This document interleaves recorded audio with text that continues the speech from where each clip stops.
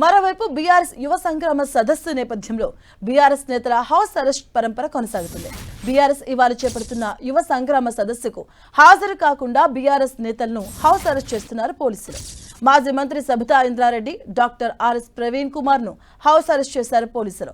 High court అనుమతి ఉన్నా కూడా బీఆర్ఎస్ నేతలను పోలీసులు హౌస్ అరెస్ట్ చేయడంపై బీఆర్ఎస్ నేతలు ఆగ్రహాన్ని వ్యక్తం చేస్తున్నారు. ప్రజాస్వామ్యబద్ధంగా వ్యవహరించాల్సిన పోలీసులు బీఆర్ఎస్ నాయకులను గృహ నిర్బంధంలో ఉంచడం రాజ్యాంగ విరుద్ధమని ఆర్ఎస్ ప్రవీణ్ కుమార్ వెల్లడించారు. మార్నింగ్ వచ్చి నన్ను హౌస్ అరెస్ట్ అన్నారు. జరుగుతుంది నా కాన్స్టిట్యున్సీలో. ప్రభుత్వం పర్మిషన్ ఇవ్వకపోయినా 15 రోజుల నుండి రకరకాల అడ్డంకులు పెట్టి పర్మిషన్ ఇవ్వకపోయినా కోర్టుకు పోయి పర్మిషన్ తీసుకోవడం జరిగింది. కోర్టుకు ధన్యవాదాలు. పర్మిషన్ ఇచ్చినారు. నిరుద్యోగ యువత సమస్యలు కనీసం వాళ్ళని అర్థం చేసుకున్నారు. వాళ్ళకి ధన్యవాదాలు తెలియజేస్తూ ఉన్నాం. కానీ ఈరోజు మీటింగ్ జరుగుతుంటే అక్కడ మీటింగ్ బాగా సక్సెస్ అవుతుంది, నిరుద్యోగ యువత అందరూ కోపంగా వచ్చేస్తున్నారు అనే ఆలోచనతో ఈరోజు మమ్మల్ని అడ్డుకునే ప్రయత్నం చేస్తూ ఉన్నారు. ఎందుకు అడ్డుకుంటున్నారు?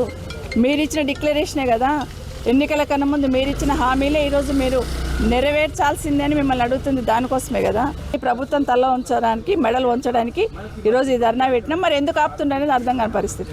నిరుద్యోగ యువత, తరలి వచ్చిన నిరుద్యోగ యువత అందరూ మిమ్మల్ని ఆ గద్దె దించే వరకు ఎట్టి పరిస్థితులలో ఊరుకోరు. తెలంగాణ హైకోర్టు, అదేవిధంగా గౌరవ మల్కాజ్గిరి పోలీస్ కమిషనర్ శ్రీమతి సుమతి గారు వీళ్ళందరూ ఇన్ రైటింగ్ పర్మిషన్ ఇచ్చిన తర్వాత కూడా మాలాంటి నాయకులను వీళ్ళందరినీ కూడా పోలీసులు అరెస్ట్ చేసి గృహ నిర్బంధంలో ఉంచి ఆ మీటింగ్కు పోకూడదని ఇన్ని కుట్రలు చేస్తున్నారంటే ఇంకా తెలంగాణలో రాజ్యాంగం ఇచ్చిన జీవించే హక్కు కానీ లేకపోతే స్వేచ్ఛగా తిరిగే హక్కు article 19 clause 1 clause A clause B ఈ విధంగా రాజ్యాంగం నుంచి సంక్రమించిన హక్కులకు కూడా మరి ఏమాత్రం కూడా రక్షణ లేకుండా పోయింది.